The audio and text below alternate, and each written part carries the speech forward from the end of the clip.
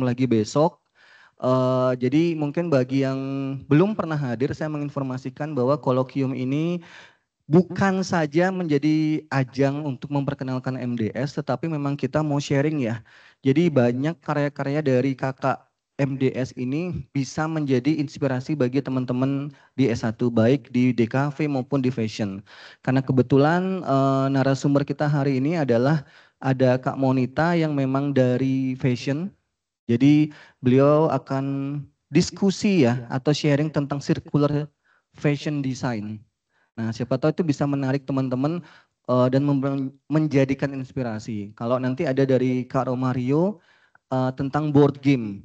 Nah, saya pernah nih datang ke beberapa kelas seminar anak DKV. Ini semester berapa DKV-nya? Yang DKV mana?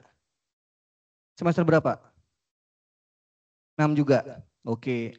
Jadi saya sempat kayaknya kalau kalian ingat saya masuk ke beberapa kelas seminar DKV, saya menginformasikan bahwa kadang itu S1 dan S2 topik itu tipis gitu loh. Jadi kadang saya melihat ada mahasiswa S1 yang membuat topik itu hampir kayak S2. Makanya saya menawarkan kemarin ada program talent scouting gitu. Dan ini berlaku juga untuk yang fashion ya. Jadi nanti teman-teman yang memiliki topik yang menarik dan berminat untuk melanjutkan ke S2 nanti bisa langsung menghubungi dosen pengampu seminar. Di situ nanti kalian akan dibuatkan coaching klinik antara Kaprodi, dosen pengampu seminar, dosen pembimbing, dan saya. Kita akan membicarakan sebatas mana topik untuk S1 yang kalian akan garap di semester 7. Kita percepat di semester 7 kalian bikin TA-nya. Semester 8 awal sudah ujian dan bulan April tahun depan sudah langsung masuk ke S2 menggunakan topik dari S1 itu. Jadi program ini kayak fast track ya dari S1 ke S2-nya itu. Jadi nanti kalau ada yang berminat dan ada yang ingin ditanyakan boleh mencari saya atau menghubungi dosen pengampu masing-masing. Kayak gitu. Nah, kita ada 2 pembicara ya. Kali ini ada Kak Monita sama Kak Romario. Nah, Kak Romario ini kebetulan adalah berdomisili di Jogja. Jadi mahasiswa Jogja. Mungkin tadi Kak Mala sudah menyampaikan atau belum, jadi sebagian besar mahasiswa MDS ini untuk batch 1 nih, batch 1 ya. Kita menamakan batch karena kita menerima mahasiswa tiap semester, bukan tiap tahun. Kalau tiap tahun itu kan angkatan, kita batch karena setiap semester. Kita so far sudah mau batch 4. Kayak gitu. Rata-rata per batch kita punya 15 sampai 20 mahasiswa. Batch 1 kita bisa bilang 50% mahasiswa berasal dari alumni atau dari Bali dan sisanya dari luar. Semakin ke sini batch 2, 3, 4 lebih dari 80% dari luar Bali. Kita dapat dari Padang Panjang, dari Batam, Makassar, Jakarta, Mataram juga dapat kita kayak gitu. Jadi mereka tertarik karena ya kalau tidak dipungkiri ya sekarang kenapa sih orang butuh S2 gitu. Ada yang pengennya gini, oke saya planning 2 tahun lagi akan menikah sehingga di undangan harus ada MDS gitu.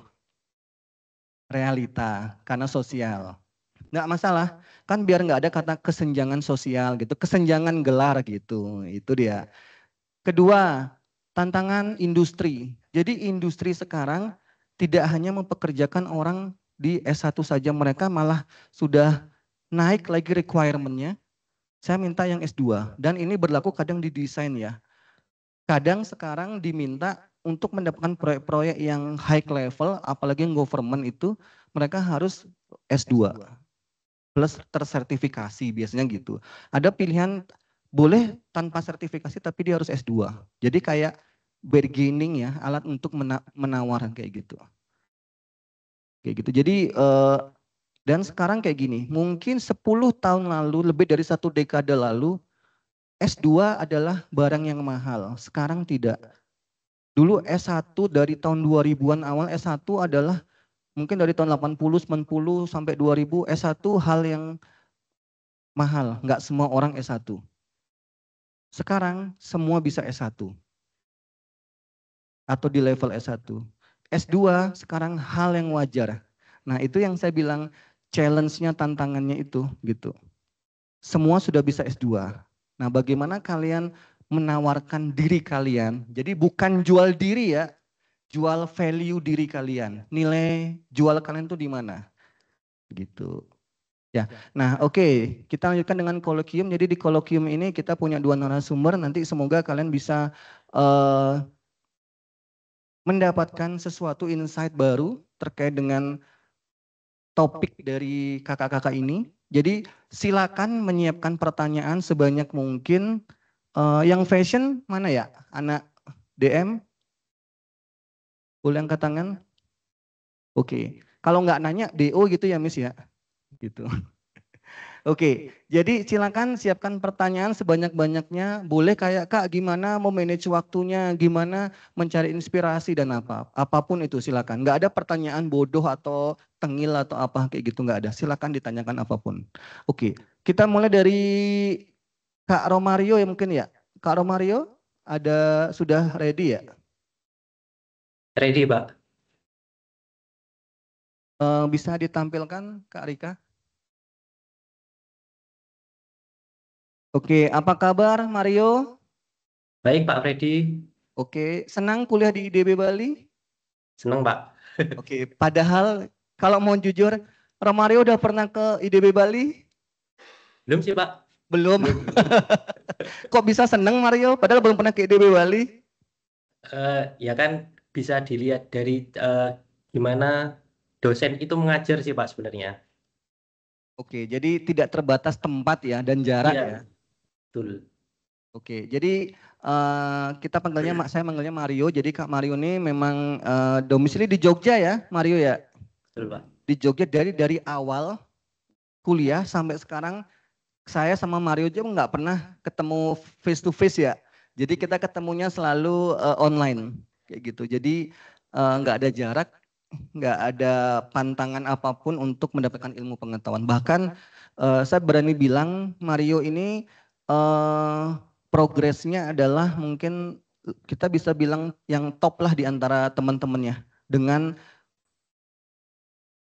metode online itu. Gitu. Jadi tidak ada kendala. Oke, Mario siap ya? Nanti bisa Siap. sharing ke adik-adik kelasnya, bisa terlihat ya teman-teman di sini ya, dari belakang ya tapi ya. Oke, tapi terdengar jelas ya Mario suara saya. Jelas, Pak. Aman. Oke.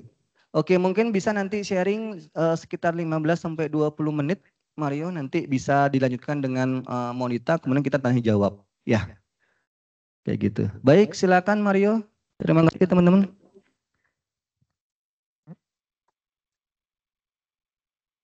Izin share screen. Ini yang share screen siapa ya? Boleh bisa dari sini Mario, nanti kita bantu. Oke, ya. Oke. Nanti tinggal bilang next aja Mario. Ya, siap. Oke, selamat siang teman-teman, Pak Freddy.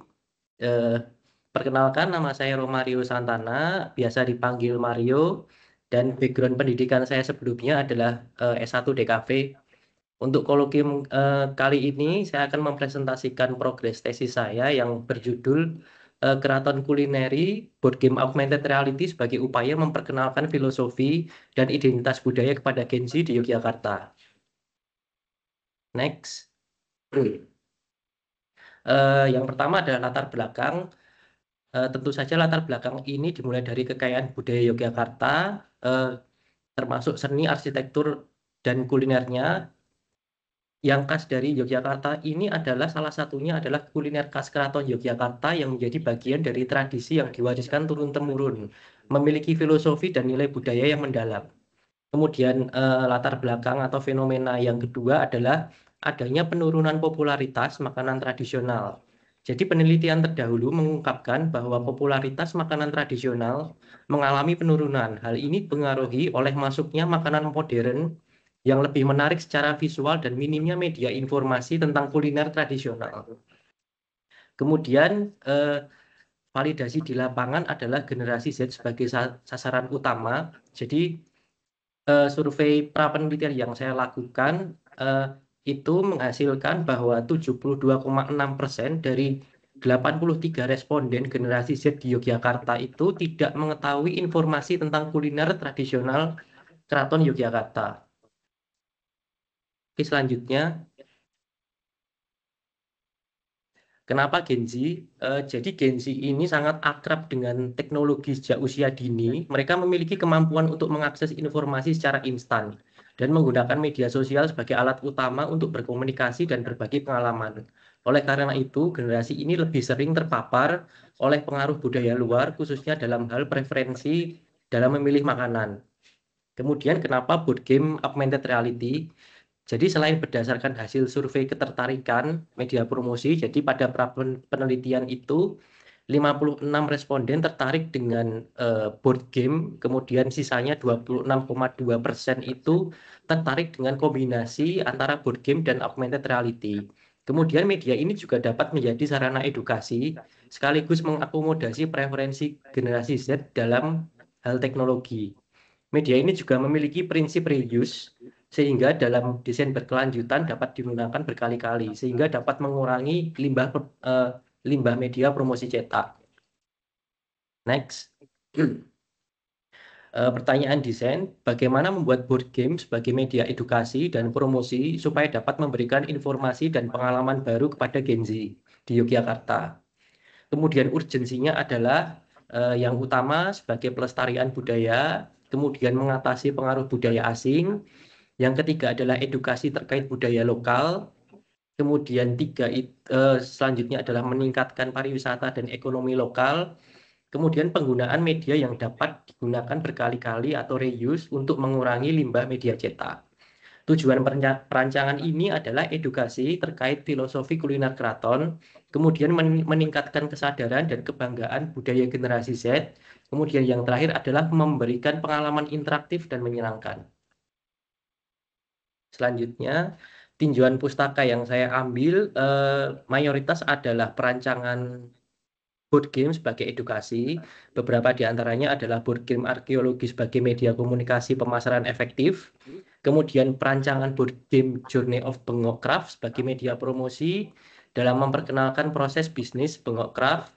Kemudian yang ketiga adalah designing a board game as vegetable introduction media information for early children. Kemudian yang terakhir adalah media pengenalan makanan khas daerah Sumatera menggunakan teknologi augmented reality berbasis Android. Selanjutnya, next, landasan teori yang saya gunakan antara lain dari teori khusus, saya menggunakan teori experiential marketing, jadi pemasaran berbasiskan pengalaman, kemudian new media, kemudian yang ketiga adalah kuliner sebagai identitas budaya. Kemudian yang keempat adalah board game sebagai media promosi dan edukasi. Kemudian integrasi augmented reality untuk mengurangi material fisik.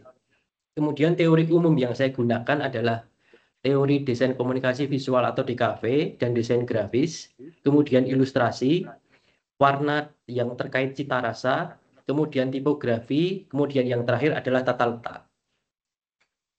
Selanjutnya, metode perancangan yang saya gunakan adalah metode ADDIE, yaitu adalah dimulai dari analisis, kemudian ada desain, kemudian yang ketiga adalah development atau pengembangan, kemudian yang keempat adalah implementation, kemudian yang terakhir adalah evaluation. Next. Hasil dan pembahasan bisa lanjut slide. Hasil dan pembahasan ini saya akan membahas dari pendekatan metode perancangan yang saya gunakan sebelumnya tadi, ADDIE. Yang pertama adalah analisis, jadi dari makanan tradisional khas keraton ini, saya menganalisa apa sih muatan budayanya. Saya menemukan muatan budaya itu ada histori, kemudian nilai simbolik dan filosofis, kemudian fungsi. Tapi pada perancangan ini fokus materi saya ada pada nilai simbolik dan filosofis. Kemudian untuk menggali informasi ini sebagai dasar materi ya yang akan diangkat menjadi board game, saya melakukan observasi dan wawancara kepada pihak keraton dan juga melalui buku, jurnal publikasi, dan dokumentasi. Kemudian next, pada tahapan desain ini, jadi saya merancang konsep secara verbal. Jadi dari ide dan gagasan konsepnya itu adalah konsep ini menggabungkan tradisi dan teknologi sebagai solusi inovatif untuk yang pertama, melestarikan budaya lokal dengan cara modern. Kemudian memberikan pengalaman yang interaktif dan menyenangkan bagi generasi Z. Kemudian yang ketiga adalah visualisasi modern untuk mengakomodasi Gen Z. Kemudian yang keempat adalah mengedukasi melalui permainan. Kemudian eksplorasi bentuk dari konsep desain ini adalah permainan kartu. Permainan kartu ini dipilih karena cukup mudah untuk dimainkan. Eksplorasi bentuk dalam perancangan ini melibatkan kombinasi antara lain adalah fungsi edukatif melalui desain kartu yang informatif, kemudian visualisasi untuk menarik Gen Z, kemudian integrasi augmented reality untuk menambah dimensi interaktif dalam permainan. Kemudian pada tahapan development atau pengembangan, yang pertama adalah studi bentuk makanan. Jadi pada tahapan studi bentuk makanan ini, saya masak sendiri untuk kemudian saya foto sekaligus untuk mengambil konten footage video untuk augmented reality nantinya. Kemudian pada studi bentuk board game, saya mengambil referensi mayoritas adalah board game kartu karena itu yang paling relevan dengan perancangan saya. Kemudian next.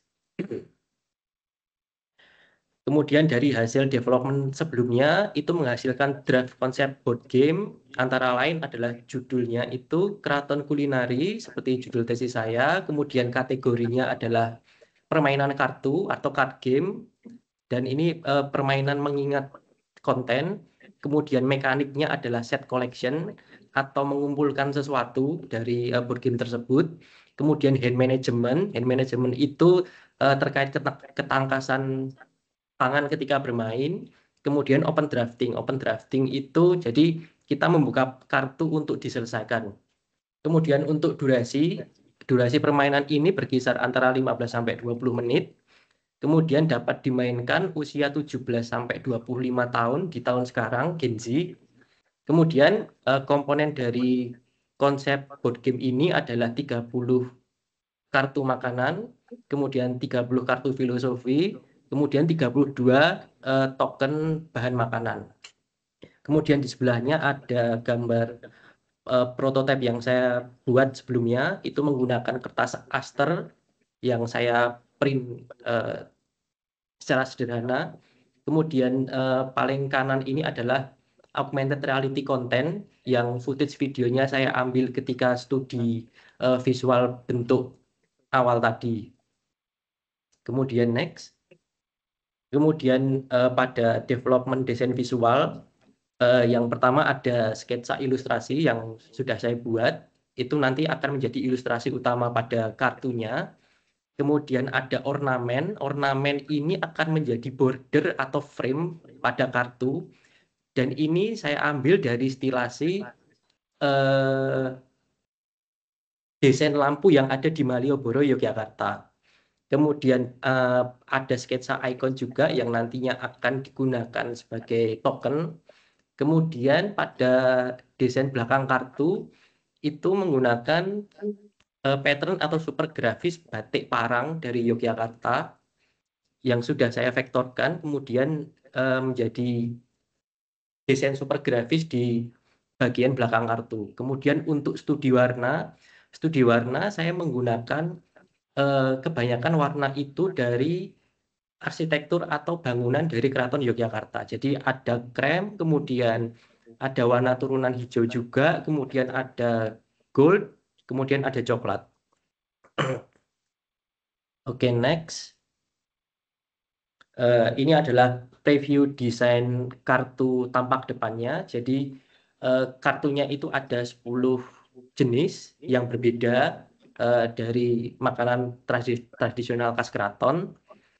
Anatomi dari kartu ini adalah ada judul, kemudian judul makanan, kemudian ada ilustrasi makanannya, kemudian ada pedoman ikon yang harus selesaikan nantinya pada waktu permainan, kemudian ada indikator skor. Kemudian slide selanjutnya, ini adalah tahapan development untuk kartu token ingredient atau token bahan. Jadi token bahan itu ada 4, tetapi nanti pada prakteknya token bahan ini akan diberikan sejumlah 8 untuk pemain. Dan ukurannya berkisar antara 1,5 cm diameternya. Kemudian untuk filosofi card itu jumlahnya sama dengan kartu menu. Jadi ada 10 kartu menu dan 10 kartu filosofi. Next. Kemudian pada tahapan uji validasi masih dalam development. Jadi uji validasi ini saya mengujikan ke studio di Solo, namanya Home Pimpa Board Games. Jadi ketika uji validasi ini, temuan yang saya temukan adalah yang pertama, mekanik awal yang saya tawarkan itu terlalu rumit. Jadi mengarah ke board game retail atau industri. Kemudian penggunaan kartu bahan yang terlalu eksklusif sehingga mengakibatkan potensi game itu menjadi stuck. Kemudian saya mendapatkan saran untuk mengkategorikan bahan menjadi lebih sederhana dan universal. Kemudian mempertimbangkan material pada token yang lebih tebal pada saat produksi supaya tidak menyulitkan pemain. Kemudian yang terakhir adalah pertimbangan untuk memberikan mekanik untuk tiebreaker sebagai solusi ketika permainan berakhir seri. Next. Ini adalah work in progress.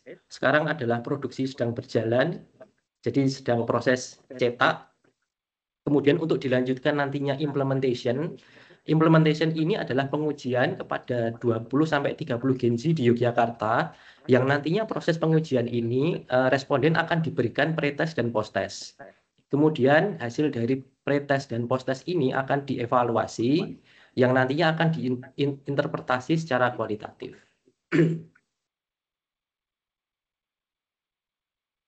Mungkin itu saja yang bisa saya sampaikan. Mohon maaf kalau ada kata yang salah. Saya ucapkan terima kasih. Baik, beri tepuk tangan. Terima kasih Mario.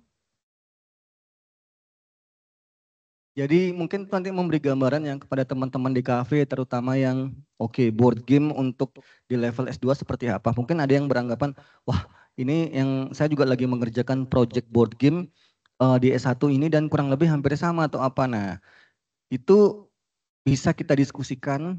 Kadang karena gini, kalau kalian sadari ya atau punya teman, kolega atau saudara yang kuliah di luar negeri atau apa, kuliah atau kurikulum di Indonesia tuh kadang terlalu over. Di mana S1 itu sebenarnya hanya sebatas mengaplikasikan ilmu pengetahuan, belum mengembangkan. Kalau S2 itu adalah mengembangkan. Nah, yang menariknya sebenarnya dari Mario ini adalah upgradingnya. Jadi kita sempat ya Mario ya, kita diskusi waktu itu sama Mario, tetap mau bikin board game tetapi waktu itu masih substansinya masih di level S1 gitu loh. Masih simple. Kemudian kita coba bantu untuk upgrade dengan metode yang lebih komprehensif. Terutama ada yang dengar, ada yang ini enggak pernah memakai metode ADDIE itu enggak? Nah, dengan menggunakan metode menyisipkan metode itu ke dalam project ini itu sudah meningkatkan value dari project itu bisa ke S2. Nah, sebenarnya sesimpel itu loh. Kalau kalian bisa lebih cermat ya, gitu. Nanti kita bisa diskusikan di akhir. Mungkin yang terima kasih ya Mario ya. Kita tunggu dulu tanya jawabnya nanti di sesi setelah Monita. Mungkin berikutnya kita bisa persilahkan Monita untuk memberikan. Jadi kalau ini live ya, kita memberikan narasumber bukan online, jadi live. Silakan Monita bisa ke depan, beri tepuk tangan dulu untuk Monita. Oke, jadi Monita nanti boleh langsung memperkenalkan diri ya. Jadi tanpa saya pun nanti Monita bisa, karena kebetulan Monita public speakingnya udah bagus ya. Jadi tanpa saya pun akan lebih bersinar gitu loh dibanding nanti ada saya. Oke, dipersilakan Monita untuk waktunya. Baik, terima kasih Pak Freddy. Selamat siang semuanya. Waduh, lemes-lemes banget Pak mahasiswanya. Selamat siang semuanya. Oke, jadi sebelumnya terima kasih atas waktunya Pak Freddy. Perkenalkan nama saya Luputu Monita Apriliani, bisa dipanggil Monita. Jadi pada siang hari ini izin saya mau presentasi mengenai tugas akhir saya, penelitian saya di bidang fashion. Mungkin di sini ada anak fashion, boleh angkat tangannya? Wah, lumayan ya mungkin. Jadi penelitian saya itu mengenai upcycle ya teman-teman. Jadi baik yang di fashion atau tidak di fashion itu menurut saya penting untuk kita ketahui bersama karena teman-teman sendiri mengenakan fashion itu sendiri. Ya, oke, saya mulai saja. Judul penelitian saya itu adalah analisa proses upcycling dalam fashion berkelanjutan, studi kasus brand fashion lokal Stitch It Up. Mungkin buat teman-teman yang belum tahu, ada salah satu brand fashion yang mengangkat upcycling di Bali, namanya itu Stitch It Up. Ada Instagramnya juga, kalau yang penasaran bisa searching mungkin nanti ya setelah saya presentasi.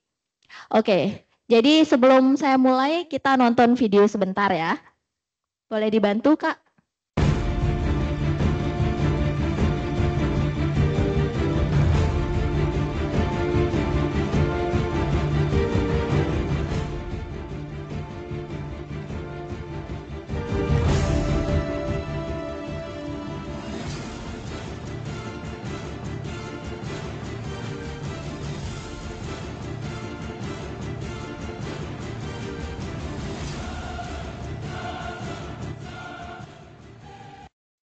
Oke. Ada yang ngeh nggak tadi sama brand-brand yang tampil di awal video? Ada brand apa aja? Ada yang sempat beli nggak? Boleh angkat tangannya yang pernah beli brand-brand di depan? Nggak apa-apa banget, nggak apa-apa. Angkat tangan aja kalau pernah beli. Oke, jadi itu adalah sedikit video bahwa saat ini kita semuanya sedang dijajah sama yang namanya fast fashion. Fashion yang diproduksi secara besar-besaran, tetapi limbah hasil dari produksi itu tidak dipertanggungjawabkan. Jadi teman-teman banyak sekali sekarang brand-brand besar ya seperti itu, tapi mereka hanya memproduksi, tapi sisa hasil produksi mereka itu mereka tidak pertanggungjawabkan. Next. Oke, kenapa saya mengangkat upcycling? Ya, latar belakangnya sendiri teman-teman bisa baca bahwa data Kementerian Pariwisata dan juga Ekonomi Kreatif tahun 2024 dari 33 juta ton tekstil yang diproduksi di Indonesia, itu 1 juta tonnya berakhir menjadi limbah. Teman-teman bisa bayangin aja, setiap produksi per tahun itu 1 juta ton menjadi limbah. Jadi tidak ada pengolahan, tidak ada solusi apapun, itu hanya menumpuk menjadi limbah. Ini menurut data ya. Kemudian menurut Menteri Ekonomi Kreatif yaitu Bapak Teguh Rifki Harsha, langkah strategis yang bisa dilakukan untuk menanggulangi limbah ini itu adalah dengan upcycle yang berkelanjutan. Bukan hanya upcycle aja, tapi harus berkelanjutan. Ya. Dan penelitian dari salah satu peneliti namanya Irwan Ahmad pada tahun 2023 dengan judul penelitian yaitu strategi penerapan konsep keberlanjutan bagi pelaku industri fashion di Indonesia. Ia mengungkapkan bahwa aspek teori sustainable fashion itu dapat diuji pada merek lokal. Untuk memahami konsep keberlanjutan dan menjadi acuan untuk merancang strategi penerapan sustainable fashion di masa depan. Jadi menurut penelitian dari Irwan Ahmad ini bahwa merek lokal kita saat ini itu bisa diuji di mana merek ini sustain atau tidak. Ya, jadi nggak semua merek upcycle itu sustain loh teman-teman. Ya, jadi ada brand upcycle yang tidak sustain. Yang sustain itu seperti apa? Nanti kita bahas ya. Kenapa menarik untuk diteliti? Yang pertama karena isu lingkungan tadi. Sebenarnya video yang teman-teman tonton di awal tadi itu merupakan video yang tidak sengaja saya tonton. Nah, itu gimana ya, membangun hati saya untuk mengangkat upcycle ini. Ini merupakan sebuah penelitian yang menarik bagi saya karena apa? Karena kita semua pakai. Kita semua pakai dan secara tidak langsung kita semua harus bertanggung jawab atas apa yang kita pakai. Karena apa? Karena bumi kita cuma satu. Teman-teman tinggal di sini cuma satu. Jadi kalau misalkan bumi kita rusak, teman-teman mau tinggal di mana? Secara tidak langsung seperti itu. Kemudian ada inovasi dan juga kreativitas. Saya tahu teman-teman di sini semuanya adalah orang-orang yang kreatif. Tidak ada yang kuliah di Institut Desain dan Bisnis Bali, orang-orang yang kaku, belempeng atau es batu seperti itu. Tapi orang-orang yang kreatif pastinya. Teman-teman punya imajinasi, punya kreativitas yang pastinya lebih dari orang-orang biasanya. Makanya teman-teman memutuskan untuk kuliah di sini, desain seperti itu. Kemudian tren konsumen yang berubah. Ini salah satu yang tadi, yang fast fashion. Jadi produksi yang tidak bertanggung jawab.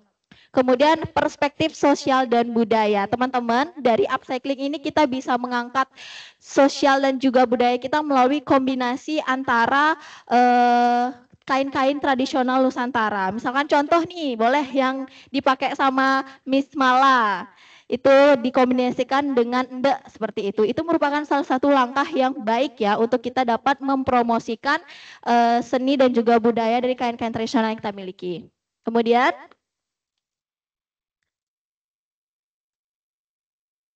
oke, untuk pertanyaan penelitian dari tesis saya yang pertama adalah bagaimana proses upcycling. Bagaimana proses upcycling yang dilakukan oleh brand Stitch It Up.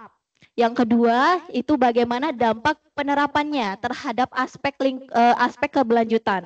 Jadi perlu teman-teman ketahui bahwa aspek keberlanjutan itu ada 3. Itu menurut teori dari Elkington, yaitu teori triple bottom line. Ada aspek lingkungan, ada aspek sosial, dan juga aspek budaya. Untuk urgensi penelitiannya sendiri, di sini mengatasi dampak negatif industri fashion tentunya. Di samping itu, hal ini juga dapat mendorong perubahan paradigma produksi dan juga konsumsi, dan juga dapat meminimalkan penggunaan sumber daya alam baru. Di samping itu, penelitian ini juga dapat mendorong inovasi dan desain serta proses produksi dan keselarasan dengan tujuan pembangunan berkelanjutan. Untuk manfaatnya, teman-teman mungkin bisa baca. Untuk manfaatnya, ini ada beberapa saja yang saya ambil dari tesis saya. Yang pertama ada membantu meningkatkan pengetahuan tentang proses upcycling secara detail. Jadi nanti penelitian saya itu mengenai bagaimana dari limbah yang tidak dipakai, limbah yang disumbangkan, itu kita nanti olah menjadi barang yang bisa dipakai dan barang yang punya nilai.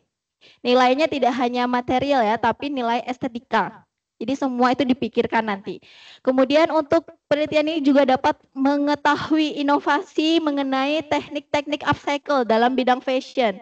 Mungkin di sini anak fashion tahu teknik-teknik untuk pengolahan limbah atau teknik-teknik dalam pengolahan kain itu seperti apa. Mulai dari teknik menjahit, teknik menempel, dan lain sebagainya. Kemudian yang ketiga ada memberikan rekomendasi untuk penelitian dan praktek masa depan dalam bidang upcycle dan fashion berkelanjutan. Ini juga bisa menjadi bahan untuk teman-teman fashion yang mau melanjutkan studinya di Magister Design. Kan teman-teman bisa pakai tesis saya sebagai nantinya rekomendasi atau pendukung ketika teman-teman mau ngambil topik upcycle juga.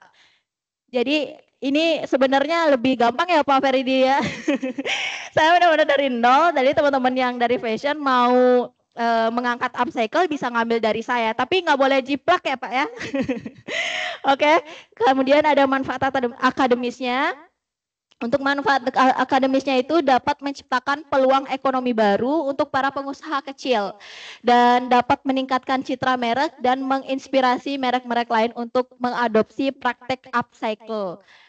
Kemudian untuk lokasi penelitiannya, ini ada di Jalan Cenderawasih nomor 18, Sesetan, Denpasar. Ini merupakan rumah produksinya. Rumah produksi saya bilang karena belum garment, belum juga butik, tapi rumah produksi.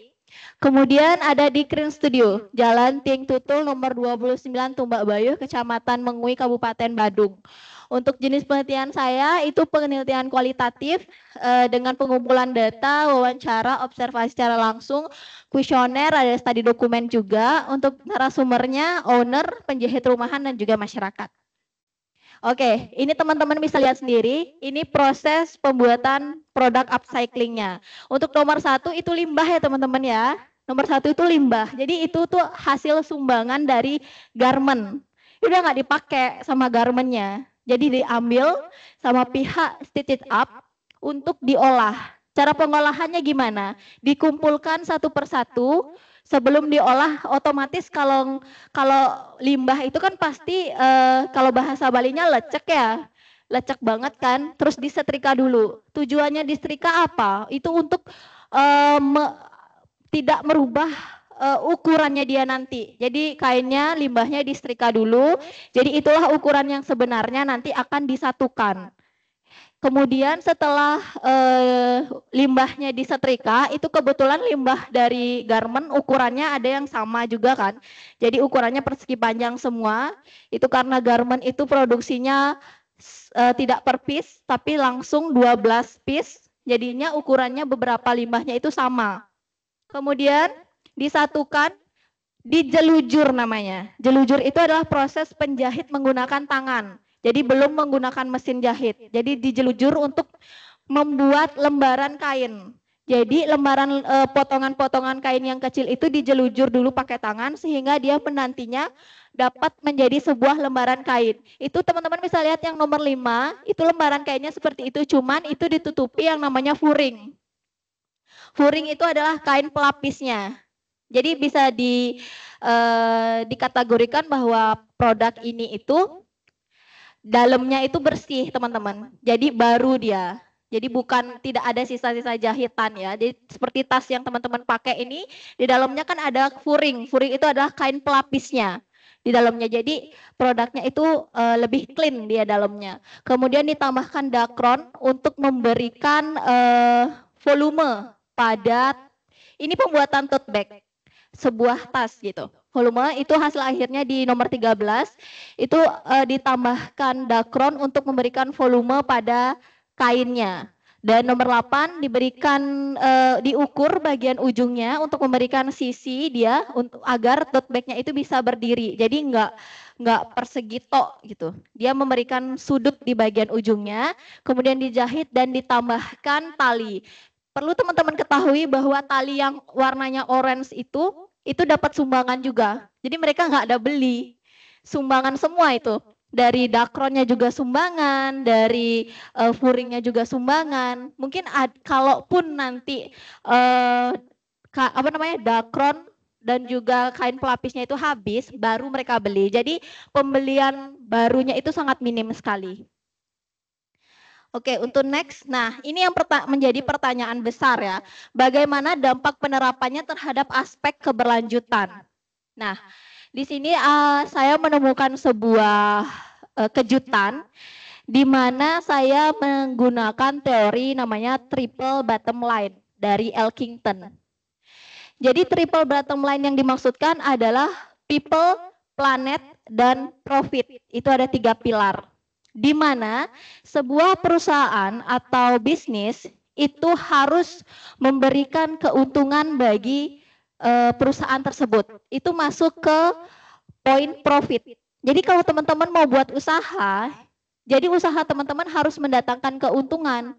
Nggak boleh yang namanya sebuah bisnis itu memang dia mengolah bahan bahan bekas, tapi teman-teman nggak untung, teman-teman malah rugi. Itu tidak bisa dibilang sebagai sebuah bisnis yang sustain atau berkelanjutan. Kemudian yang kedua itu ada people, di mana bisnis teman-teman harus memberikan pengaruh yang baik kepada sosial.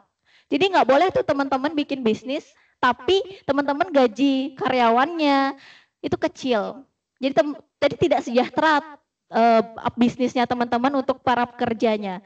Dan di samping itu juga kenapa harus ada people? Jadi bisnis teman-teman itu harus memberikan pengaruh terhadap sosial. Jadi tidak hanya menguntungkan teman-teman, tetapi juga menguntungkan masyarakat sosial yang ada di sekitar teman-teman. Memberikan pengaruh lah terhadap sosial. Kemudian yang ketiga, planet. Bisnis teman-teman atau sebuah bisnis perusahaan yang bisa dibilang perusahaan yang sustainable itu adalah perusahaan yang tidak mencemari lingkungan. Jadi percuma teman-teman buat bisnis besar-besaran, untungnya besar, kemudian gaji karyawannya besar, tetapi limbahnya itu kayak teman-teman bawa ke sungai, teman-teman tidak pertanggungjawabkan. Jadi itu tidak bisa dibilang sebuah bisnis yang sustain. Apa yang terjadi ketika saya melakukan penelitian ini kepada brand ini? Satu, dia memang sudah memberikan pengaruh terhadap lingkungan karena dia melakukan pengolahan limbah yang baik, di mana produk yang dia buat itu laku, teman-teman. Bahkan harganya teman-teman bisa tahu, harganya itu 150 sampai dijual 3.500.000 produknya mereka. 150 itu untuk apa? Untuk topi, untuk bucket hat. Buat teman-teman yang mau tahu gimana bentukannya bisa lihat di Instagramnya ya. Saya tidak sertakan di sini, takutnya lama nanti karena ada durasinya. Produk-produk yang lain kan teman-teman bisa lihat di Instagramnya mereka. Dan mereka itu juga sempat ikut yang namanya Jakarta Fashion Week dan dapat juara kedua. Satu bajunya mereka itu dijual dengan 3.500.000. Lebih mahal daripada baju-baju kita ya. Itu dari apa? Dari limbah, teman-teman. Ya. Jadi ini sudah masuk ke dalam aspek lingkungan. Mereka sudah bisa dibilang sustain tapi baru masuk ke aspek lingkungan karena mereka melakukan pengolahan limbah yang baik, dapat dijual produknya. Ya. Bagaimana ke aspek profit? Ini agak sedikit mencengangkan ya, karena dari hasil penelitian, hasil data-data, hasil wawancara yang saya dapatkan, ini belum bisa teman-teman dimasukkan ke aspek profit. Karena apa? Karena penjualan dan produksi mereka belum stabil. Tidak banyak penjahit yang mau ngambil orderan upcycle. Karena apa? Satu, lama katanya jahitnya. Teman-teman bisa bayangin, beli kain 1 meter di Gajah Mada aja gampang kan? Daripada harus satuin tuh, yang kecil-kecil tadi itu harus disatuin dulu, dapatnya semeter, mungkin 1 hari baru bisa dapat semeter. Pengerjaannya lama, katanya tapi bukan katanya, memang realnya saya wawancara penjahitnya seperti itu. Lama Mbak gitu, dan ribet katanya, desainnya itu ribet dan lama. Jadi better saya jahit pakaian biasa aja, nggak lama, harus nyatuin dulu bahannya satu persatu baru saya bisa jahit, dan itu pun kalau nggak ada jahitan yang pas banget di kunciannya dia bisa lepas kayak gitu. Jadi belum bisa dikategorikan sebagai masuk ke sustainable yang profit ya teman-teman. Dan di samping itu juga ownernya masih ngambil side job. Saya tanya, saya masih ngambil side job yang lain karena saya belum bisa memenuhi kebutuhan saya sehari-hari hanya dengan penjualan ini. Penjualannya kenapa nggak stabil? Karena itu tadi produksinya belum stabil. Pembelinya juga masih tergolong sedikit. Karena apa? Karena mereka itu masih idealis teman-teman. Mereka itu masih idealis, mereka itu belum mau terbuka terhadap konsumen. Dari hasil kuesioner saya, orang-orang itu lebih suka desain yang simple. Ya kan? Lebih suka desain yang simple, yang minimalis, yang enggak colorful. Mungkin ada yang suka tapi beberapa aja. Kebanyakan yang sukanya yang minimalis, yang simple-simple aja kayak gitu. Kayak kaosan dan segala macam kayak itu.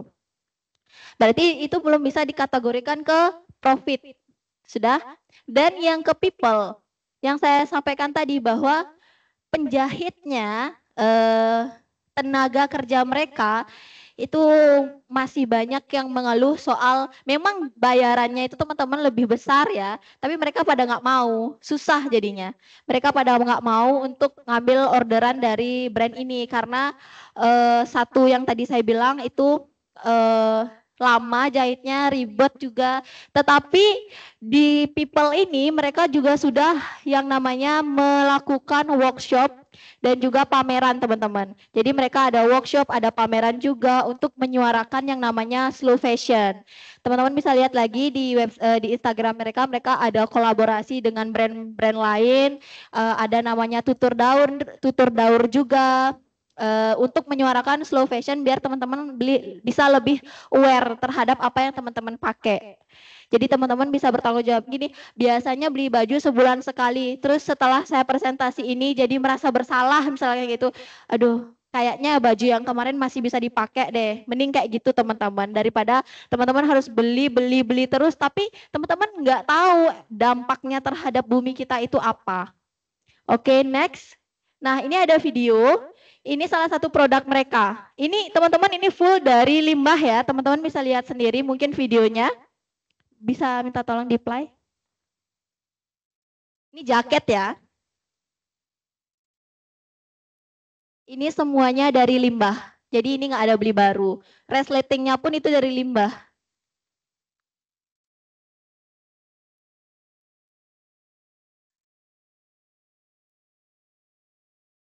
Oke. Jadi dari lengan jaketnya itu bisa jadi tote bag. Teman-teman nggak usah buat tote bag ke Indomaret, tinggal pakai jaket aja.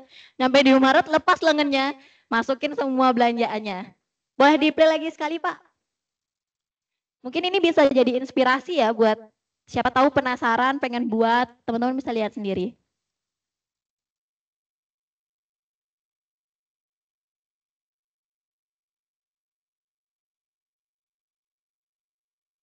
Jadi tote bag. Boleh minta tepuk tangannya? Oke, itu salah satu produk dari mereka ya. Oke, jadi kesimpulannya, penelitian ini menunjukkan bahwa proses upcycling yang dilakukan oleh Stitch It Up merupakan salah satu strategi yang baik yang bisa dilakukan untuk meminimalkan limbah fashion yang ada dan memberikan kontribusi yang baik untuk lingkungan. Namun produksi ini bisa belum dapat perhatian khusus dari masyarakat, dan brand ini juga terlalu idealis terhadap desain yang dia buat.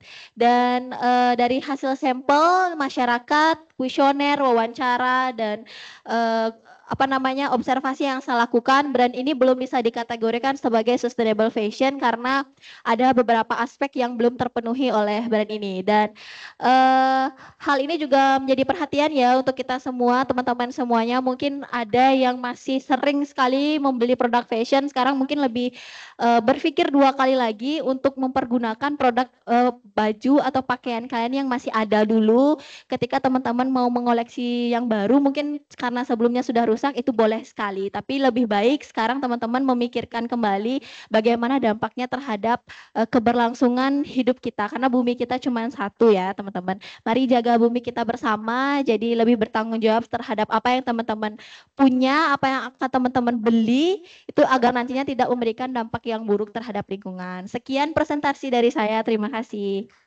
Baik, terima kasih Monita. Oke, boleh mau duduk dulu Monita, silakan. Mau duduk boleh atau berdiri sama saya? Oke. Oke. Bagaimana teman-teman memahami materi Monita atau melihat Monita aja dari tadi, terutama yang cowok-cowok depan nih? Enggak ya? Oke. Jadi sebenarnya gini, kalau saya melihat ya bukan saja ini terkait dengan bidang ilmu fashion, tetapi saya yakin anak di kafe itu bisa ada project-project media promosi atau apapun terkait dengan recycle juga. Biasanya seperti itu. Apalagi setahu saya ya, kemarin dapat diskusi dengan Pak Rama, biasanya kalau eksperimentasi visual atau apa, itu projectnya dengan tema bisa recycle atau apa. Nah, topik-topik seperti inilah yang sebenarnya bisa kalian jadikan referensi gitu loh. Jadi referensinya nanti tidak hanya sebatas kayak gini. Saya nggak tahu apalagi nanti ini kayaknya semester 6 akan bikin eksperimentasi visual nggak sih? Bener nggak? Semester berapa? Semester depan? Sekarang? Nah apalagi sekarang ya. Siapa tahu nanti bisa mengangkat tentang topik lingkungan tetapi dengan misalnya gini. Yang menarik dari monitor tadi kita ngobrol di belakang juga mungkin baik fashion, desain secara umum, arsitektur atau apapun dikatakan sustainable, berkelanjutan. Yang kita pahami adalah yang penting menggunakan material bekas. Ya kan sebatas itu aja kan gitu loh. Padahal kelanjutannya gimana? Menggunakan material bekas diolah, selesainya tetap jadi limbah lagi gitu loh. Perputarannya ternyata tidak berlanjut gitu ya Monita ya. Nah itu saya pun baru melek tadi dengan penelitian Monita. Ya benar juga ya, selama ini kadang yuk kita beli produk-produk thrifting kayak gitu. Nah apakah kita membantu lingkungan? Mungkin, tapi sisi lain tidak menjadi sampah lagi atau apa. Nah kita nggak tahu kan. Kayak kemana soalnya sempat ya kapan kita diskusi. Monita sebenarnya mengkritik ya, sudah mulai mengkritik ya dengan Stitch It Up ini. Juara 3, 2. Ada 2. 2 Jakarta Fashion Week. Jakarta Fashion Week Nasional. Tetapi ada hal yang ternyata dia nggak sustain gitu loh. Nah, seberapa sadarkah aware-nya kita dengan produk-produk yang di media sosial? Saya yakin kok teman-teman di sini setiap harinya atau seminggu berapa kali pasti di rumahnya ada paket datang gitu. Nah, ada yang beli produk fashion, produk yang lainnya. Ada dibilang, oh kesadarannya adalah saya harus memberikan perputaran secara ekonomi. Kemudian, oh secara material biar recycle dan yang lainnya. Ternyata semua tidak semudah itu untuk menciptakan sustainable kayak gitu. Nah, intinya adalah terlepas dari Kak Monita backgroundnya fashion, Kak Romario di cafe atau apa, tetapi saya yakin topik secara general ini bisa diambil dalam konteks bisa saja ke pengembangan seminar kalian. Ada nggak di sini yang seminarnya mengambil tentang sustainable atau recycle, anak-anak di cafe? Ada? Board game? Langsung nggak ada, semua geleng-geleng semua gitu. Nah, saya nggak tahu sejauh mana seminar kalian, tapi saya harap nanti ini topik-topik ini bisa menjadi pengayaan untuk kalian gitu. Oke, kita buka diskusi sekarang. Boleh, silakan. Penanya pertama mendapatkan nilai A di mata kuliah apa gitu langsung. Oke. Boleh, ada pertanyaan dari teman-teman boleh ke Kak Monita, boleh ke Kak Mario. Boleh, silakan. Apapun, nggak harus terkait dengan konteksnya ini. Bisa saja kayak saya punya project ini, kemudian bagaimana menurut kakak-kakak terkait dengan apakah bisa dilanjutkan ke S2 atau gimana kayak gitu. Boleh, silakan. Yang di kafe? Bebas ya teman-teman, Ayo. boleh nanya apa aja. Silakan. Di sini, oke, silakan. Jangan malu-malu dong. Kenalkan, nama saya Franz dari DKV.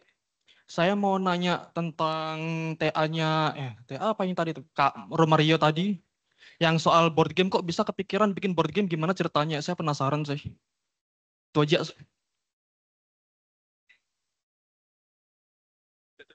Oh tidak, terima kasih katanya. Oke, ada pertanyaan lagi? Boleh? 2 penanya langsung? Boleh, silakan. Nah, tadi mungkin langsung dijawab ya. Kalau tadi ditanya kok bisa kepikiran board game, mungkin Monita juga nanti sekarang kok bisa kepikiran topik fenomena ini Monita gitu. Oke, silakan untuk Mario dulu. Mario, bisa dijawab pertanyaan dari adik-adiknya? Terima kasih Mas atas pertanyaannya. Jadi kenapa kok bisa kepikiran board game? Yang pertama itu berdasarkan pengalaman ya. Jadi waktu S1 dulu ada penugasan untuk membuat board game, tetapi kita dibatasi board game ini harus ada tujuan edukasinya. Jadi bukan perkara kita bikin board game itu semata-mata untuk entertainment. Jadi dari situ saya jadi tahu kalau board game itu bisa loh jadi media edukasi ataupun promosi. Jadi kalau ditanya kenapa kok bisa kepikiran, mungkin karena pengalaman sebelumnya sih Mas. Jadi gitu. Oke. Dan dibawa ke S2 gitu ya Mario? Ya, Kenapa Pak. dibawa ke S2 lagi Mario? Karena media board game ini menurut saya cukup menarik Pak. Artinya seperti ini. Jadi selama ini kan kita mengkonsumsi informasi itu kan satu arah. Artinya kita melihat video, oh ya sudah. Kita membaca poster, oh ya sudah. Gimana sih kalau ternyata kita bisa mengkonsumsi sebuah informasi atau edukasi itu dua arah. Sambil bermain atau apa ya, sambil berdiskusi dengan orang lain atau teman gitu loh. Jadi mungkin media board game ini dapat mengakomodasi hal seperti itu.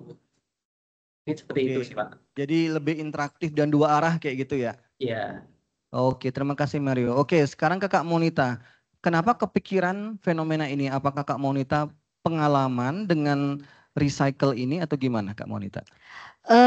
Pastinya tadi dari gini ya Pak, dari video yang tidak sengaja saya tonton, itu yang pertama. Yang kedua itu juga saya berkeluh kesah sama diri saya sendiri, karena lemari saya udah gak muat di rumah Pak.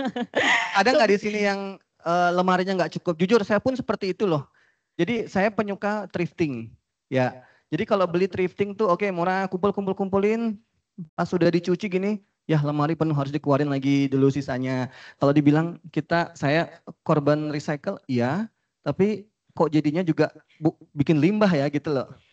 Itu satu dari itu karena badan kita kan cuma satu ya Pak ya. Benar. Dan nggak perlu, saya anak fashion Pak, tapi saya nggak terlalu ngikutin tren. Saya sama sekali tidak mengikuti tren ya teman-teman. Jadi kalaupun ada tren celana A, celana B, crop top A, crop top B gitu. Bahkan orang sampai punya 3 warna gitu.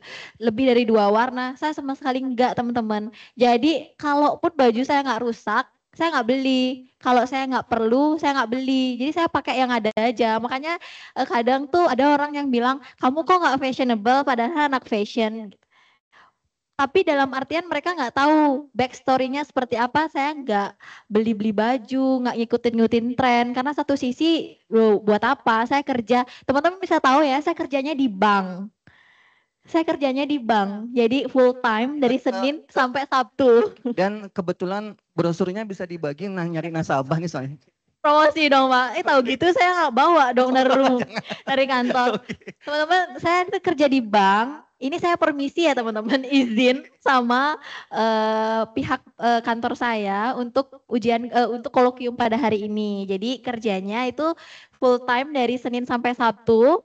Sabtunya itu setengah hari, karena bank saya bank swasta. Jadi Sabtu itu masih kerja setengah hari. Jadi waktu saya untuk buat tugas itu hanya di Sabtu dari jam 2 sampai sebisa saya, dan juga weekend. Saya nggak pernah liburan ya, selama saya kuliah di sini saya nggak pernah liburan karena dikejar terus sama Pak Freddy. Monita gimana caranya biar tahun ini harus lulus kayak gitu. Jadi buat teman-teman yang masih mikir, aduh bisa nggak ya, teman-teman bisa bayangin aja. Bisa saya nggak mengagung-agungkan diri ya, teman.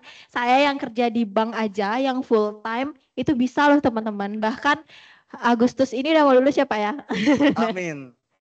Kayak gitu. Jadi jangan pernah takut sama yang namanya belajar. Kalian belajar buat siapa? Bukan buat saya, bukan buat Pak Freddy, tapi buat diri kalian sendiri. Yang upgrade siapa? Kan kalian, bukan orang lain seperti itu. Jadi teman-teman bisa bayangin, ketika teman-teman mau belajar, ketika teman-teman mau mengupgrade diri, secara tidak langsung value-nya teman-teman juga akan meningkat seperti itu. Terus teman-teman juga akan mendapatkan, dalam istilahnya bisa dibilang posisi ya Pak ya, yang lebih upgrade daripada teman-teman kalian yang lain. Awalnya emang saya takut S2. Kemarin bahkan ada video testimoni. Gimana, takut nggak? Ada keraguan nggak kuliah S2? Pasti. Karena apa? Saya takut saya nggak kekejar, karena teman-teman tahu kerja di bank itu seperti apa. Pressure-nya besar. Di sini juga saya harus bertanggung jawab ketika saya mau kuliah S2, saya harus mempertanggungjawabkan keputusan saya, dan itu saya yang takutkan nggak kekejar nantinya gimana. Belum lagi meeting di kantor. Saya juga ada kegiatan organisasi. Saya ada kegiatan organisasi loh teman-teman. Jadi semua itu harus balance. Jadi nggak boleh dianggap beban ya Pak ya, tapi dibawa santai aja. Jadi kalau teman-teman yakin bisa nih kayaknya gitu, orang lain aja bisa, kenapa aku enggak gitu. Jadi dicoba aja, why not gitu kan Pak. Jugaan yang untung kita sendiri, bukan orang lain. Dan kayak gitu sih IDB Pak. Bali membantu juga untuk. Iya, sangat membantu. Ini tahu gitu, saya kan nggak dikasih diskon ini sama Miss Mala. Saya tetap bayarnya tadi banyak loh Pak. Harusnya saya dapat diskon. Ya, karena bukan alumni. Saya bukan alumni sini ya teman-teman, sorry. Tapi saya memutuskan di sini karena satu, saya bisa sambil kerja. Kuliahnya itu sangat fleksibel, dosennya semua baik. Saya awal-awal kuliah di sini agak kaget. Pak Freddy, Pak maaf ya Pak ya, saya harus ngechat saya, Mon. Saya nggak pernah dicat dosen pakai Mon. Nanti presentasinya gini-gini ya. Itu menurut saya sebuah kaget ya. Wah, nggak bisa sesantai ini sebelumnya sama dosen. Di sini aja yang saya bisa santai sama dosen. Terus juga waktunya fleksibel, kuliahnya malam ya Pak ya, Ya, kuliahnya benar. malam. Kemarin saya semester 1 kuliahnya Jumat Sabtu aja, terus itu pun malam. Sekarang Sabtunya pagi, dan izin juga sama dosennya, saya kuliah kan pagi tuh hari Sabtu, sedangkan saya masih kerja hari Sabtu. Jadi saya izin sama dosennya, Pak saya izin menyimak ya, saya masih di kantor. Dibolehin loh teman-teman, yang bikin saya amazed itu. Tapi asalkan teman-teman bertanggung jawab sama tugas teman-teman, apapun yang diberikan teman-teman paham gitu. Jadi nggak ada masalah. Tapi so far proyeknya Monita ini sudah hampir rampung ya. Padahal kalau kita targetkan bulan depan kita ada ujian seminar hasil untuk S2 itu sebenarnya kita targetkan 90% aja. Tapi so far sih Monita udah 95% kayak gitu. Jadi tepuk tangan untuk Monita, apalagi untuk Romario ya. Sudah ready ya Romario ya? Game-game apa udah selesai nggak ini alatnya nih? Sudah Pak, tinggal pengujian ke Genji aja. Oke, tinggal pengujian aja ya. Nah, ini sama ya. Mungkin saya sharing, kadang DKV itu bikin board game juga, tetapi stop sampai situ.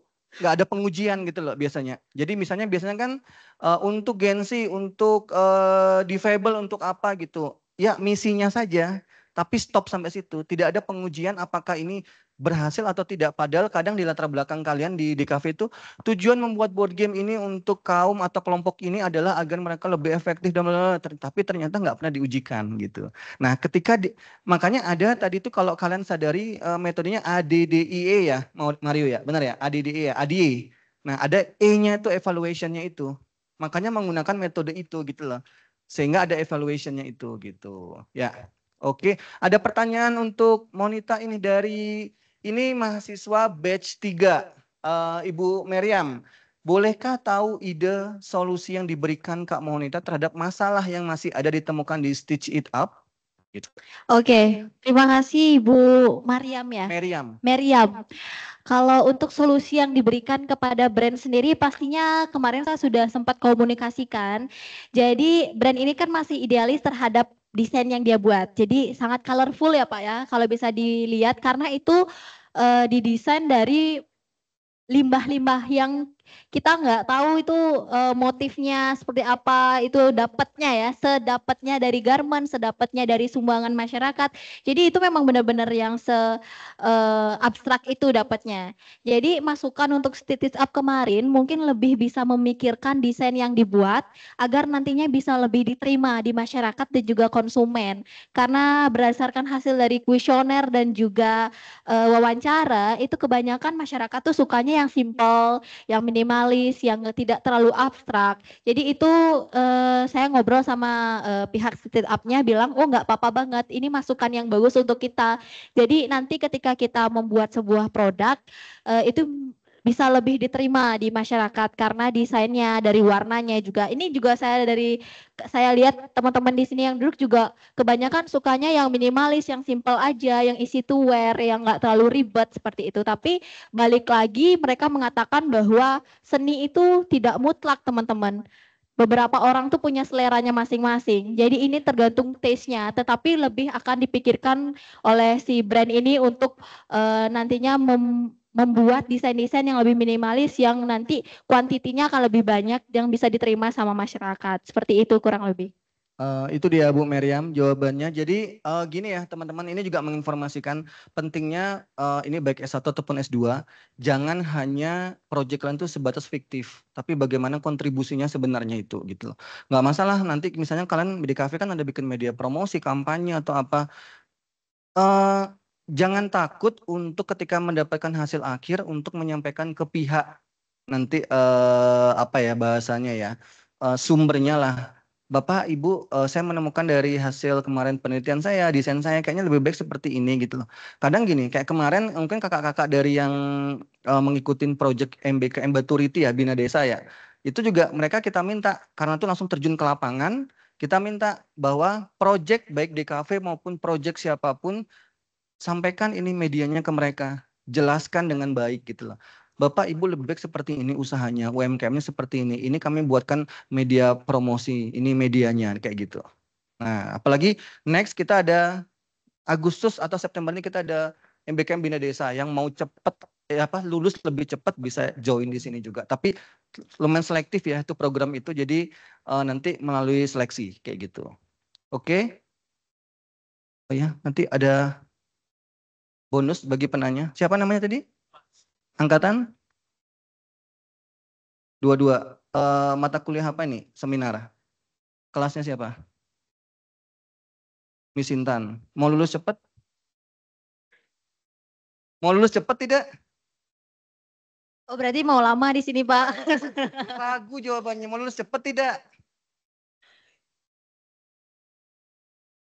Teman-temannya maunya lama. Sudah nggak apa-apa, oke. Oke, thank you. Tepuk tangan untuk temennya. Ada pertanyaan lagi? Masih banyak loh stok nih saya nih. Tanya bebas aja, santai, nggak apa-apa nih, kok. yang di sini nih. Nggak harus soal sekarang juga nggak apa-apa. Yuk silakan. Ladies, cewek-ceweknya boleh. Sama santai aja ya, Pak. Ayo, boleh silakan. Bertanya. Mau bertanya? Kok tak malu? Kakak Monita? Nggak apa-apa, teman-teman, kan harus mengalahkan rasa takut ya. Jadi kalau teman-teman semakin teman-teman takut, ya sebelum udah. Kalian pas ujian TA ditanya. Nah, mending tanya sekarang kayak gitu. Oke, nah gitu dong. Boleh cuma nanya, apa kabar Kak Monita gitu tuh boleh, nggak apa-apa kok. Mau tanya soal board gamenya, kira-kira pakai engine apa untuk ngebuat gamenya? Makasih Mario bisa menjawab. Silakan. Pertanyaannya adalah pakai engine apa membuat board game? Yap. Mungkin engine yang dimaksud itu seperti apa ya, Mas? Karena ini bukan video game. Ya, boleh contohnya Mas yang dimaksud dengan engine? Itu nggak digital loh. Enggak ya? Enggak. Jadi digitalnya itu dari konten augmented reality. Jadi secara parsial saja. Board game itu game fisik, Mas. Jadi hampir tidak ada mekanisme digitalnya dalam memainkan board gamenya itu. Itu fisik kayak gitu. Clear ya? Ada plan bikin board game? Itu aja. Oke. Mau gabung di MDS? Ini kelasnya siapa? Pak Rama? Miss Intan? Mau lulus cepat? Mau? Kerjain skripsinya. Ini dia. Makasih ya. Oke, ada pertanyaan lagi? Boleh nih. Ayo. Siapa? Oh, ada dari ini, dari batch 3 Mas Indra Gunawan dari Jakarta. Silakan Mas Indra. Halo. Ya, kedengeran. Ya, terima kasih Pak. Terima kasih Mas Romario. Menarik sekali tadi penelitiannya. Salam kenal Mas, saya Indra, berasal dari Jogja juga, mahasiswa MDS juga. Yang ingin saya tanyakan sih sebenarnya tadi saya belum, tadi kan disebutkan board game dalam bentuk augmented reality itu kan ya Mas. Saya tidak menangkap augmented reality-nya tuh seperti apa ya di dalam kartunya, bentuk kartu tercetak atau belum model scan atau di smartphone atau bagaimana ya. Terima kasih. Oke, terima kasih Mas Indra. Clear pertanyaannya, Mario? Clear. Ya. Oke, silakan. Terima kasih Mas Indra atas pertanyaannya. Jadi konten augmented reality itu kan banyak ya. Sebelumnya ada yang kontennya itu gambar 2D atau gambar 3 dimensi. Yang paling umum adalah gambar 3 dimensi. Tetapi konten augmented reality itu bisa ditampilkan dengan media video. Jadi pada board game saya ini nanti skemanya adalah ketika kartu itu di-scan, itu akan memunculkan video. Videonya itu isinya adalah video makanan secara aktual atau aslinya. Kemudian akan berlanjut, dia di frame berikutnya itu akan memunculkan filosofinya. Jadi augmented reality itu sebenarnya sebagai fitur dalam board gamenya. Jadi kalau ingin apa ya, kayak melanjutkan permainan atau menambah skor, pemain itu harus mengakses kartunya dulu menggunakan smartphone, nanti baru dia akan mendapatkan clue dari augmented reality-nya, seperti itu Mas. Jadi video isinya. Oke. Baik, terima kasih Mas. Jadi menjawab juga yang tadi dalam artinya kalau saya boleh menyimpulkan kayak mix ya digunakan ya, nggak full digital, nggak full fisik juga gitu. Jadi ada prosesnya gitu. Oke, silakan lagi pertanyaan, silakan. Oke, ini nanya karena coklat atau gimana? Oke, berarti nggak apa-apa nggak dapat. Bener, 2 saya mau ngasih nih. Oke, sudah.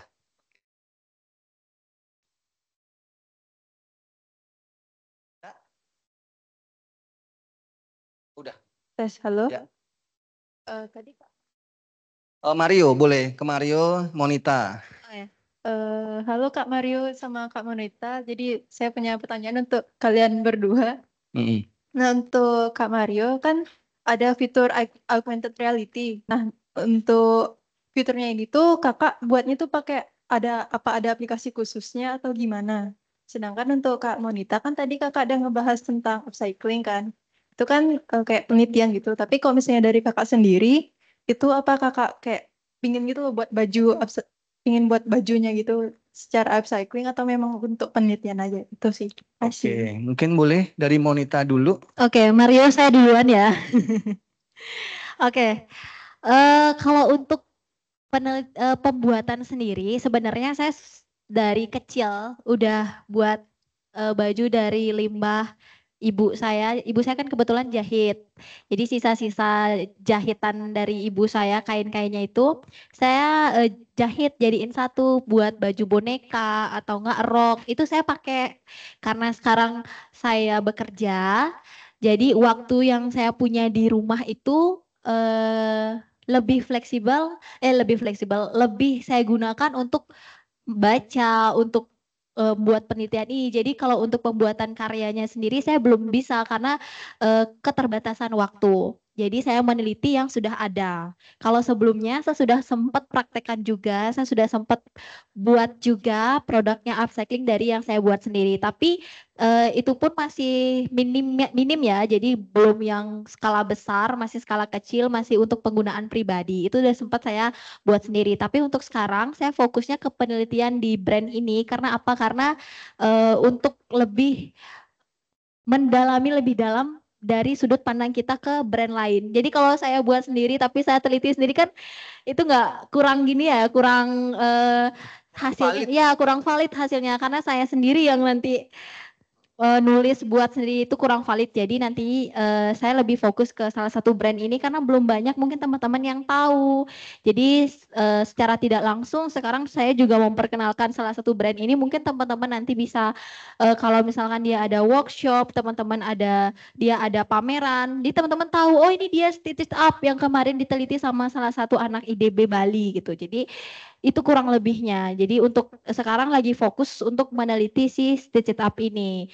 Dalam ini sebagai apa namanya masukan sebagai gambaran juga buat teman-teman nanti ketika mau buat bisnis di bidang upcycle harus banyak hal yang teman-teman pertimbangkan. Jadi tidak hanya sekedar mengolah limbah, tapi bagaimana juga kontribusinya terhadap sosial dan juga keuntungan atau profit yang teman-teman buat dari produk itu. Paham? Makasih pertanyaannya. Mario, silakan, boleh. Oke, tadi pertanyaannya itu apakah teknologi augmented reality-nya itu memiliki program sendiri gitu ya? Ya, kayak menggunakan aplikasi apa gitu ya? Oh gitu, oke. Jadi sebelumnya, jadi perancangan augmented reality itu ada 2 cara, Mbak. Jadi ada yang di development seperti aplikasi Android atau iOS. Jadi kita bikin aplikasi melalui software yang namanya Vuforia. Dan itu nanti akan menghasilkan suatu aplikasi. Jadi kita nginstal di situ. Jadi kita nginstal di HP, kemudian aplikasi itu untuk mengakses konten augmented reality. Kemudian yang kedua itu adalah dengan cara menggunakan web AR. Saya menggunakan yang web AR. Dasar pertimbangannya adalah karena web AR itu lebih universal. Artinya seperti ini.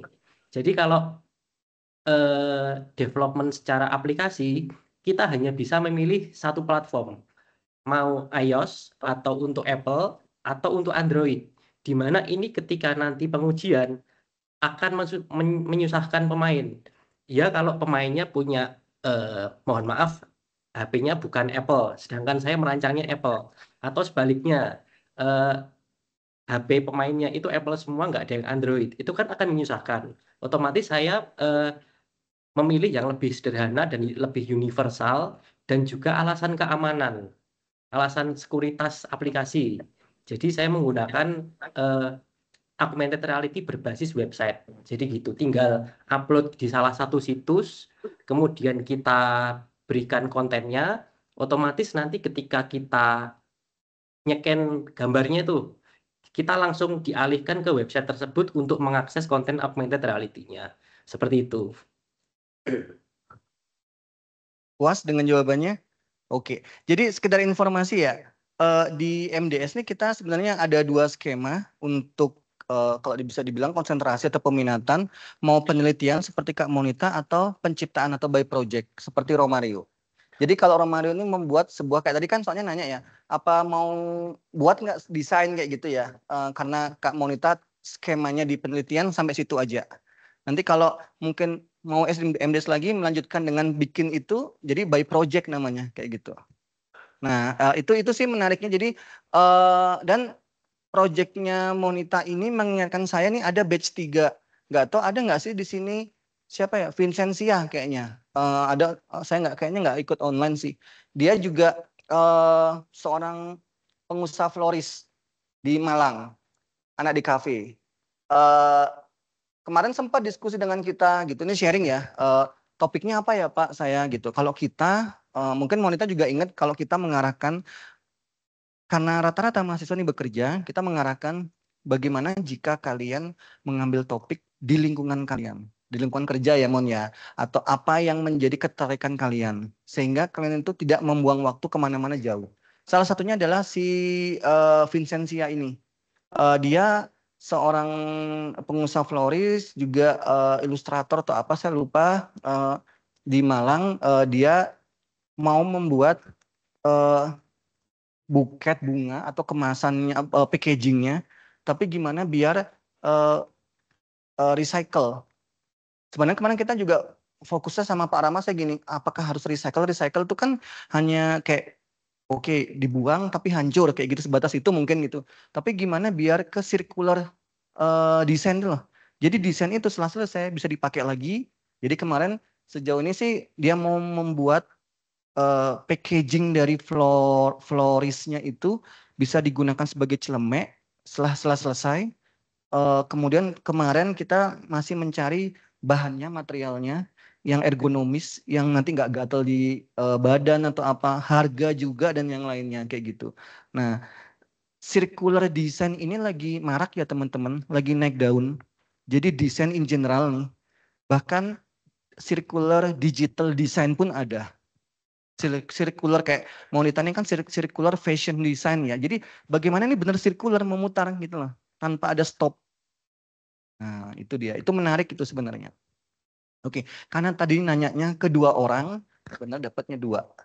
Oke, ada lagi silakan, 2 penanya terakhir deh. 2 penanya terakhir. Mungkin dari anak fashion boleh mau nanya? Anak fashion boleh. Gak apa-apa, nanya apa aja bebas. Silakan. Jangan malu-malu. Saya nunggu dari anak fashion mau nanya nih. Semester berapa? Semester 6. Mau lulus? Mau.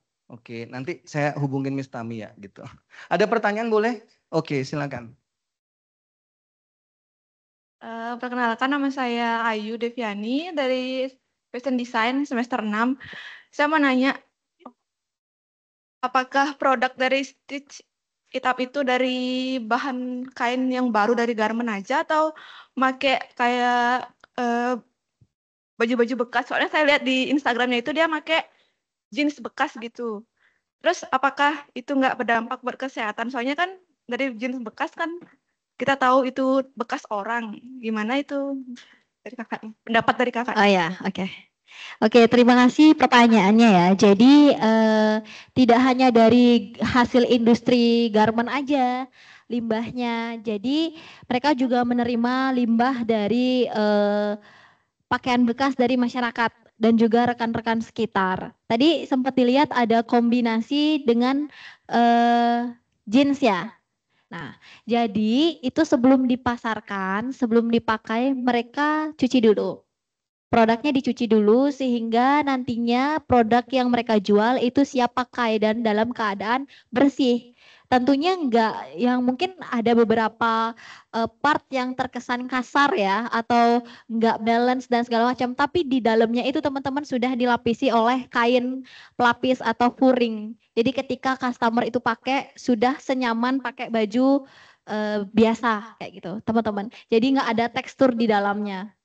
Jadi itu sudah dicuci terlebih dahulu sebelum dipasarkan dan itu dijamin kebersihannya juga sama si pihak Stitch Up. Jadi ketika teman-teman beli dan pakai itu sudah layak pakai istilahnya, sudah nyaman untuk dipakai. Jadi nggak usah khawatir itu dari baju bekas, itu dari celana bekas, tapi sebelum teman-teman pakai mereka make sure sudah bersihkan terlebih dahulu. Kalaupun ada noda ya teman-teman, jadi sebelum proses pembuatan itu mereka kan mengalami sortir dulu.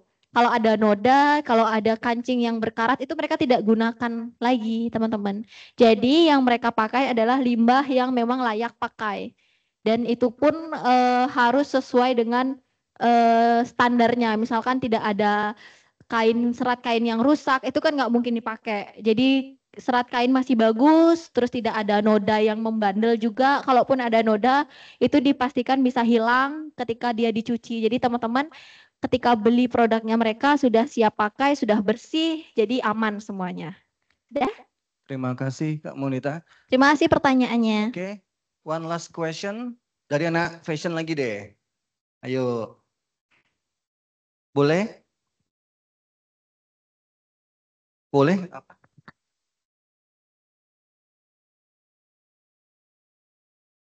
Kenalkan, nama saya Arini, jadi saya setuju dengan voting kakak tadi karena ini di Bali gitu.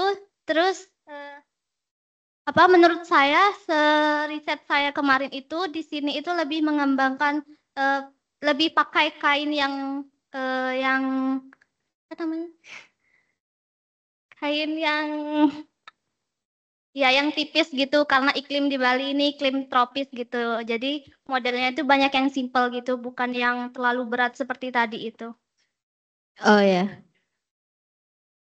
Proyeknya saya sekarang langsung ke TA. Jadi nggak ada proyek untuk tugas. TA-nya ngambil apa kalau boleh tahu judulnya?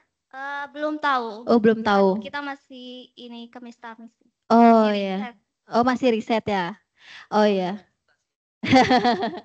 Oke, gitu sih Pak. Kalau untuk desain ya, kalau kita lihat iklim juga di Bali kan orang Bali itu lebih suka pakai baju barong ya Pak ya. Orang-orang juga saya salah satu. Orang-orang juga ke Bali pada borong baju barong gitu. Tapi kan sekarang kita lihat dulu bisa dibilang kegunaannya apa gitu. Kita kan nggak mungkin pakai baju barong kalau cuaca lagi dingin. Terus kalau kita mau keluar juga ke mall mungkin aja boleh, tapi untuk beberapa orang mungkin yang saya lihat jarang untuk pakai baju barong ke mall. Bisa aja sih sebenarnya kalau enggak, cuman itu kan kembali lagi ke nilai estetika ya, estetika dan juga seni itu enggak mutlak Pak. Mereka tuh punya imagine-nya sendiri, mereka punya seleranya sendiri dan dari hasil observasi wawancara saya ada loh yang beli Pak jaket upcycle 3,5 juta dengan model yang abstrak seperti itu. Thrifting jutaan satu baju, ada nggak? Sepatu deh, ada nggak? Karena ada memang itu ya. Iya, itu ada yang beli teman-teman, ada yang beli gitu. Dan ketika itu dilombakan juga, itu dapat apresiasi. Jadi nggak semerta-merta apa yang teman-teman lihat nggak bagus, belum tentu di orang lain juga nggak bagus gitu. Jadi itu balik lagi ke selera dan juga fungsinya masing-masing. Kalau kita bicara iklim kan memang di Bali ini tropis ya, tapi kan kadang juga itu dibutuhkan. Sekarang aja bisa dibilang panas, kebanyakan bule pakainya tank top. Tapi kalau kita wes pakai jaket, masker, selop tangan, kaos kaki semua lengkap ya.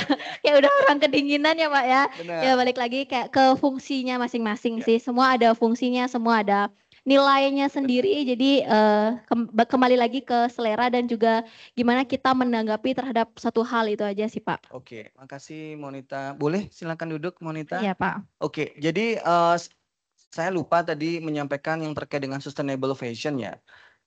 Apakah benar semua fashion yang kalian gunakan dengan visi misi pemerintah dan desainer terkenal dengan sustainable itu sudah terjadi?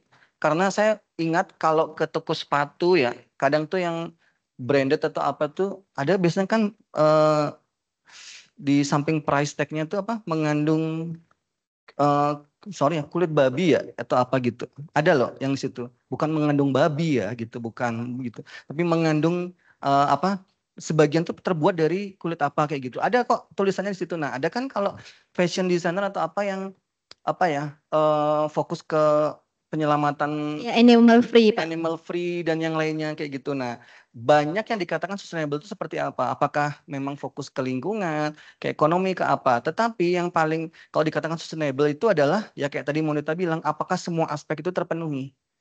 Nah, ini nanti kayaknya bisa jadi PR-nya juga untuk DKV ketika bikin eksperimentasi visual.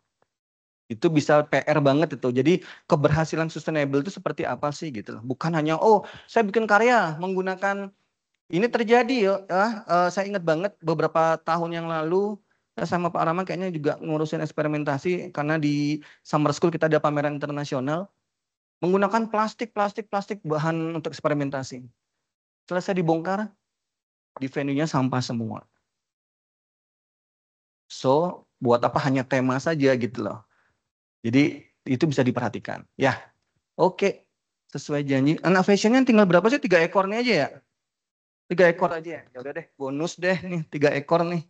Oke, makasih ya. Oke. Next, kolokium mungkin batangan emas yang saya kasih ya, bukan coklat lagi ya. Jadi make sure kalian datang. Oh enggak, nanti beneran ditagih batangan emas. Atau enggak mobil IDB deh boleh di depan dipakai sehari gitu. Oke. Oke. Oke. Jadi tadi saya coba rangkum ya. Jadi topik dari Mario tadi kan sama Monita ini terkait dengan TA-nya. Jadi kita nyamain TA ya, tugas akhir ya. Jadi sama dengan S1, ada TA S1, ada TA S2. Nah, di MDS kita ini punya 2 skema gitu loh, yang by project seperti Mario atau enggak by research seperti Monita. Dan semua ini tetap dilihat berdasarkan fenomena yang ada di lingkungan kerjanya, hobinya, dan yang lainnya. Dan saya rasa kalau kalian aware ya, tadi itu masih kok saya yakin kalian mudah memahami untuk kayak board game dan yang lainnya. Tinggal levelnya seberapa sih dinaikkan untuk ke magister gitu loh. Di situ aja. Terlepas dari bagaimana itu bisa dilanjutkan ke magister atau tidak, tetapi ilmu-ilmu ini saya harap bisa menginspirasi kalian untuk di project seminar kalian, di project nanti eksperimentasi bagi anak DKV, untuk TA anak fashion dan yang lain. Siapa tahu setelah ini, tadi kan dibilang nggak ada topik ya, belum ada topik ya anak fashion ya. Semoga nanti setelah ini, Miss saya ada kemarin habis kolokium, saya dapat inspirasi gini, bisa nggak gitu. Apalagi kayaknya DM sekarang lagi pakai apa? Yang tanaman untuk motif kain itu ya, ecoprint ya, ecoprintnya. Nah, sejauh mana ecoprint itu dikatakan juga sebagai sustainable atau apa? Nah, itu kan bisa diangkat lagi gitu loh. Nah, itu menarik gitu loh. Jadi semoga menginspirasi ya acara hari ini teman-teman. Terima kasih sudah datang.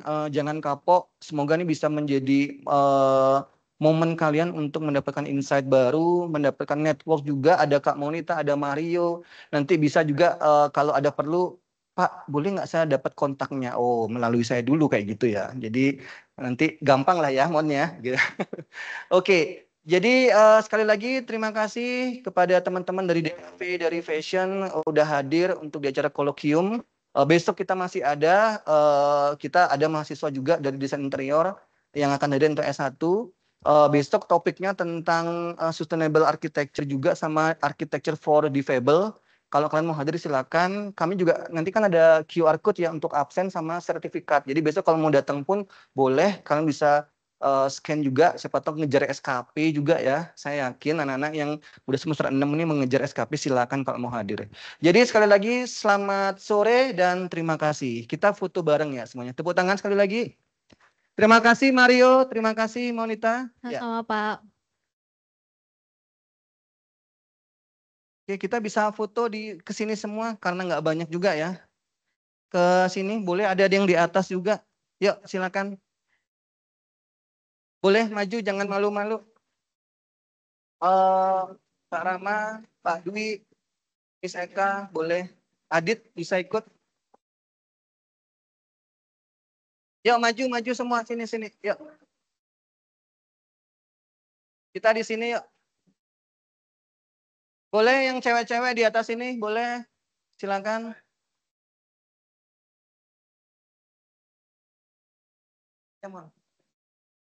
Nah.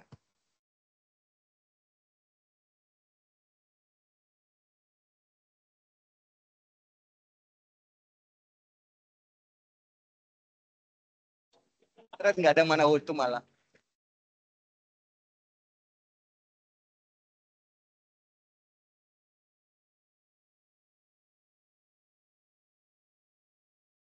Cukup.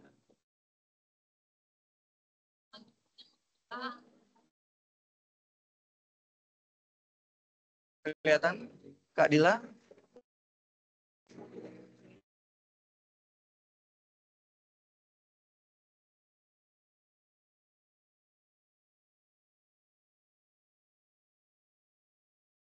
Meja kayaknya dia mundur dikit kalau bisa.